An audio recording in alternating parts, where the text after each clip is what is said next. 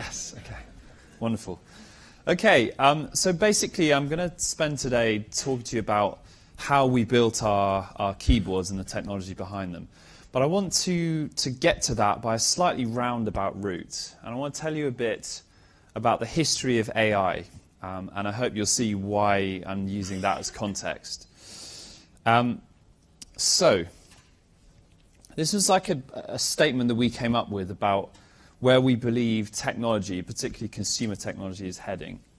And it's sort of fairly general, but the point is that over time, technology will be increasingly adaptive to the individual user, increasingly personalized, and an increasingly engaging experience. We could probably all kind of agree with this. So with that context in mind, going back a bit, thinking about what drives research and work in the field of AI, it starts really with this question: how do we think? And as engineers, probably quite a number of us here are engineers, this kind of translates into how can we model how we think? And this is such a fascinating question, and it's very easy to see how actually people have been thinking about this for thousands of years. But only fairly recently have we had the tools to be able to address it in a more direct way. So what is AI? Well, different people have lots of different ideas. And out of interest, how many people have seen this movie, Her? A lot of us. Like I say, a lot of engineers in the room. How many of you can see yourself as looking very much like this in a few years' time? You don't have to answer that. Especially not if your partner's here as well. So the sort of the popular perception of AI ranges from the Terminator to this. So I want to give you a bit more of a concrete background on what actually happened and how I see it. So in the 50s and 60s, when people started thinking about AI and they coined this phrase, mostly people were thinking about how do we build robots that can replicate the behavior of the human beings. And we're kind of thinking about things like, home help and robots to do the ironing and drive the car and things like that. And maybe we're actually not that far off with the car. But pretty quickly we realized that this is an incredibly difficult thing to achieve. So the reason why it's so difficult is complexity. The real world is unimaginably complex. I think this is actually New York, isn't it? Now that is a happy coincidence, isn't it? So the real world is unimaginably complex, and the systems that we tried to build to begin with were based on scaled down worlds where we could develop symbolic logics to manipulate sort of simplified objects within these worlds, and just failed miserably to scale up to the real world. So rather than trying to solve these very difficult problems, we started focusing on how we could use different branches of mathematics to address particular problems. And we made actually quite a lot of good progress with this, particularly using things like probability theories, as the Reverend Thomas Bayes and George Boole. And this is Bayes' theorem here on the right, which is used enormously, ubiquitously in AI. This is Boole's book. So probability theory gets instantiated in a number of specific technologies, techniques, and tools. And one of those is machine learning. And machine learning is basically taking some input, building a model, and then making an inference using that model. And this is just an arbitrary picture that I pulled off Google Images of a neural net. And my personal background is in the application of machine learning techniques to tasks that involve human language. And I define NLP, natural language processing, as that area. So how can we sort of categorize and divide AI? Well, you can break AI into two broad areas, narrow AI and general AI. And narrow is basically what we do actually pretty effectively today. So all of these problems, web search, collaborative filtering, blah, blah, blah, we apply narrow AI to these problems, which means that we attack them using things like probability theory and machine learning. And we've actually come up with some pretty good solutions to this. The other type of AI is general AI, and this is defined in different ways, but I define it as the ability of the learner to acquire concepts from one domain that it can then abstract and apply to another domain. This is what the human brain does so incredibly well, and what our technology today is currently almost entirely unable to do. And then within general AI, you have these two categories, weak and strong. Weak says that we can build machines that replicate the behavior of human beings, and strong says that we can build machines who are actually self-conscious, self-aware. So that is AI in 5 minutes. How does this relate to my company, SwiftKey? Well, SwiftKey is a narrow AI company. I'm going to explain why. So this is what keyboards used to look like. And when keyboards looked like this, the problem of building a keyboard was a deterministic mechanical problem. So you had to work out how to transfer an impulse from the press of a key through to displaying some character either on a piece of paper or a screen. This is a mechanical problem. And then this happened. This is a virtual keyboard. And the problem of typing was now not a mechanical problem. It's an inference problem. And that means that there is a degree of uncertainty. So we basically don't know when a user taps on the phone whether they really meant to tap in the place that they tapped or whether they didn't. And this makes it feels like a sort of a tiny difference, but it makes it a fundamentally different problem. And it's now a problem that to address effectively, we have to attack it with the tools of narrow AI. So I'm now going to talk about how we built our engine which sits behind the keyboards. This is what our keyboards look like. Pretty standard. We actually came up with this concept of having a central prediction button and then two on either side. And the most probable word is displayed in the middle because as a user, that's most likely to be where you're looking. We designed this in 2010, and it's now used on close to 1 billion devices worldwide. So this is what the problem of typing looks like if you try and characterize it as probability theory.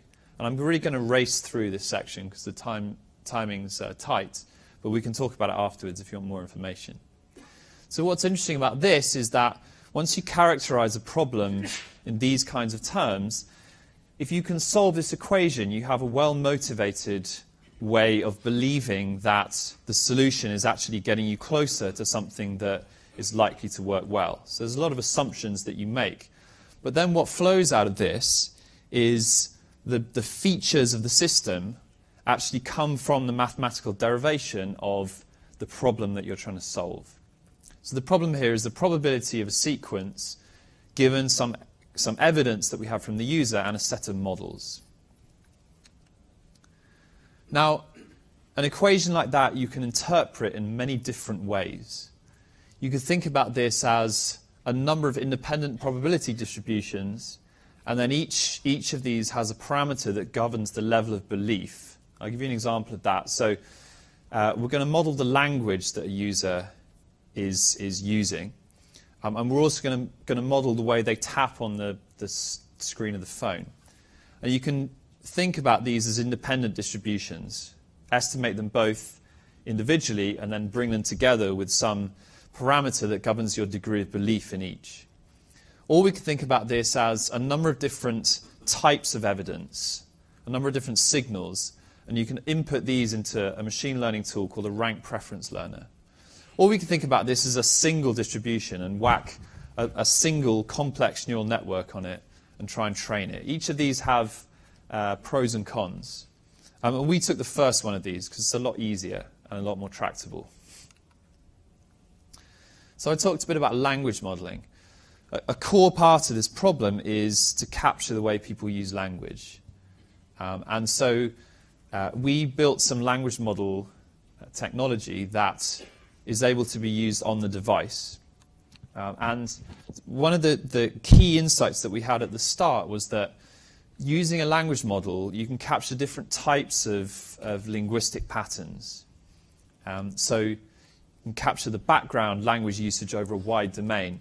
You can capture conversation-specific text. You can capture the way an individual user uses language. And then we're going to combine these models using either some measure of the most confident model or by interpolating multiple models using some function.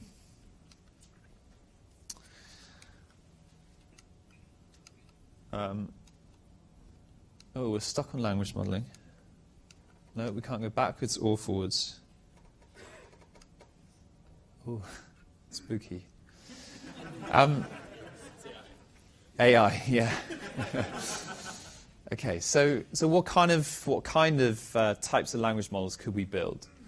Well, Ngram models work incredibly well. If you've done anything in voice recognition, you will know that it's really, really hard to beat Ngram models. They're really great for optimized try-search, which is a lot of what we're doing when we're trying to work out what word somebody's trying to type. And you can do sort of some fairly simple things with smoothing that actually work really well. Google published a paper in which they showed that if you have a lot of data, a very simple method for smoothing language models actually works incredibly well. But we can do a bit better than word-based Ngrams. We can split up the words and look at probabilistic paths through words as well as between words. And that's morpheme analysis. And another possibility is to move away from Ngrams and towards neural network-based language models, which is a really promising avenue of research at the moment. So essentially representing words as mathematical objects and then learning that representation. So we built this structure and we had to get some data for it. So we partnered with the University of Cambridge in the UK to use the European grid, which was put together to analyze the data from the Large Hadron Collider, which is why I show you this picture. We scraped all of the publicly available text off the internet and dumped it into language-specific buckets. And then we piped these into our language models. And I said that one of the key insights we had was around building models for specific types of linguistic usage and then combining them together. And actually, we filed a patent on this in 2009, and it just got granted a couple of weeks ago. So one of the things we do is, to get a really strong predictive model, you need to know how an individual user uses language. And online profiles give you an ideal way of getting a seed for this. So the technology learns while you're using it, but we're also able to scrape data from your online profiles and build a model for that. So how about actually tapping on the phone? How do you model this? Well, there are a number of different ways. But the system that we first built was to use Gaussian distributions to model the interaction of the person with the keyboard surface. And then we can use a linear Gaussian for the spacebar, and the others are single-point Gaussians. But there are other distributions, so we've experimented with non-parametric ways of modeling this. And you can imagine that this is a reasonably good estimate for the way probability decays around a key on a keyboard. But something that's shaped a little bit more like a key, maybe that's flatter on top, might be better. So then you've got to train this. And we build all this technology that runs on the phone. So while you're tapping on the keyboard, it's retraining via a reparameterized version of MAP. And in order to do this, we have to track which keystroke actually relates to which character, because we have to do this via a system where we're also auto-correcting what the user is trying to type. But this works pretty well. And this is an example of what it looks like. On the left, you start with a basic prior across all the keys. And then gradually over time, you fit these Gaussians. And it sort of takes on like a fingerprint for each user. So there are lots of hyperparameters to tune. it's quite a challenge. Some you can learn automatically, others you can't. I'm going to skip past this. And there are loads of other language problems that we have, which are pretty interesting. Profanity filtering is fascinating, and a few others. I've learnt an awful lot from that. I'm just going to finish with just some stats from our users. So we've saved about 50 trillion. Sorry, we've had about 50 trillion characters written through the software, and we saved about 15 trillion keystrokes, which is equivalent to watching Friends 19 million times. About 10 million of those are me, I think. And finally, we've just recently built Stephen Hawking's new communication technology. It hit the press.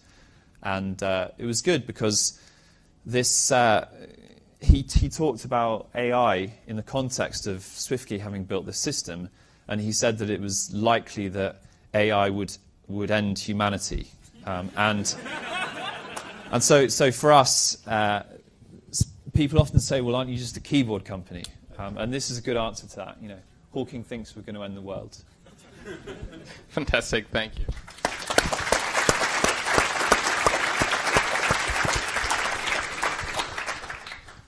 And I'm a Devat user, by the way.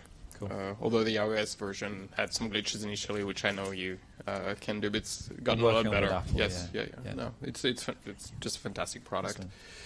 So I like to always ask that question, like your story in a minute or less, and then we'll open to some questions. So my research originally was in machine learning, as I said, and sort of looking at text classification. And one of those areas was spam filtering.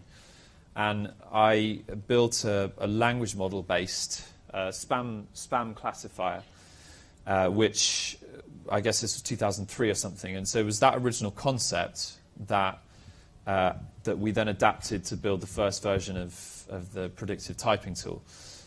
My co-founder, John, we were friends from Cambridge, and he was working in the civil service in the UK, and he'd kind of watched people struggling to type. So we started talking about it, and that's where the original idea came from. We're about 6 years old now. We are based in London. We supply both the apps that I showed you. We also license the technology to people like Samsung, who build their own keyboards on top of it. Very cool. Questions? One over there. Actually, no, but you will get a chance to be... No, Andrew, the gentleman right here who's standing up. While Dan follows with his meerkat. Key question for me is there a need to learn how to type? Is there a need to learn how to type? Yes. No, is there some special language or special hacks to be able to type? Is that what you're asking? Yes. Do you need to modify your behavior to be able to leverage the product? Oh, as a user, you mean? So no, it's based on standard QWERTY, and the purpose of the software is to try and do as much of the learning behind the scene. So it's about adapting to the way you use language and to the way you interact with the touchscreen. So the principle is as little adaptation by the user as possible.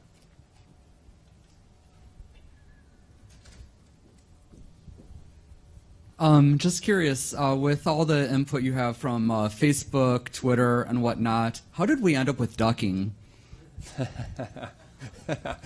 So because we license the technology to OEMs, we have to be extremely careful about which words are predicted. And so we've sort of methodically stripped out anything that we could get sued for. And that's one of those things. But I do remember we launched the Dutch version, the first Dutch version. We forgot to switch on the profanity filter, so it went out and it was utter filth. It was sort of just you can imagine there's a lot of Dutch. Well, maybe you can't, and perhaps let's not try. But yeah, it's interesting trying to get the right balance, and I apologize personally for how ducking annoying it is when it gets it wrong. All right, last question. Somewhere. It's very good to choose. So for mobile input devices, there's been a lot of evolution, like mainly thanks to you maybe. But how is it for other things? Like people now that build machine learning systems, they use physical keyboards sitting in front of VI or Emacs. So that hasn't evolved for the last 20 years. Do you think there will be a change in this area too? Good question. It is, so sort of, we spend quite a lot of time thinking about what, in 5 years' time, what does the keyboard look like? Are we all doing voice? Is gesture-based input still important? Are there still going to be physical keyboards? And they're really, really hard questions. I think for things like programming, it's really hard to see it changing significantly. And it's sort of almost, it's just very difficult to imagine what would actually do a much better job of this outside of a general AI that's better at programming than we are. So I don't think we're going to lose physical keyboards for programming for quite a long time. That would be my guess. Great. That's all the time we have, but thank you very much, and see you afterwards. Yeah.